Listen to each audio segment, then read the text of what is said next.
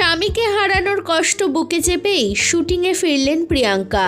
চোখে মুখে স্পষ্ট ধরা পড়ল বিষণ্ণতার ছাপ। জীবন যে কারোর জন্য থেমে থাকে না, এই কঠিন সত্যটা মেনে নিয়েই সকলকে সামনের দিকে এগিয়ে চলতে হয়। গত 29শে মার্চ যখন স্বামীর মৃত্যুর খবরটা কানে এসেছিল, তখনই এক ঝটকায় যেন জীবনটা এলোমেলো হয়ে গিয়েছিল অভিনেত্রী প্রিয়াঙ্কা সরকারের। 12 বছরের ছেলেকে সামলানোর পাশাপাশি শাশুড়ি মাকে সামলানো সবটাই একা হাতে করেছেন তিনি।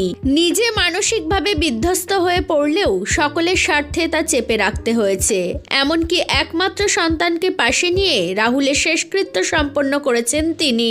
তবে যত কিছুই হয়ে যাক না কেন, সকল কষ্টকে বুকে চেপে রেখেই একটা সময় পর আবারও ধীরে ধীরে স্বাভাবিক ছন্দে ফিরতে হয়। এটাই যে কালের নিয়ম। তাই স্বামীর মৃত্যুর শোক বুকে নিয়েই এবার কাজে ফিরলেন প্রিয়াঙ্কা। জানা গেছে গত 10ই এপ্রিল অর্থাৎ শুক্রবার তিনি যোগ দিয়েছেন শমিক রায় চৌধুরী সিরিজ তার কাটার শুটিংয়ে। এই সিরিজের হাত ধরেই প্রথমবার প্রযোজনায় হাতেখড়ি হতে চলেছে অভিনেতা বিক্রম চট্টোপাধ্যায়ের। পাশাপাশি এই সিরিজে অভিনয় করেছেন তিনি, আর বিক্রমের বিপরীতে থাকছেন প্রিয়াঙ্কা। ইতিমধ্যেই সিরিজের অনেকটা কাজ হয়ে গিয়েছে, বাকি রয়েছে আর 3 দিনের কাজ। 10, 11 এবং 13 এই 3 দিন চলবে শুটিং। গতকালের শুটিংয়ে অংশ নিয়েছেন প্রিয়াঙ্কা। বাকি 2 দিন তিনি থাকবেন কিনা সেটা এখনো জানা যায়নি।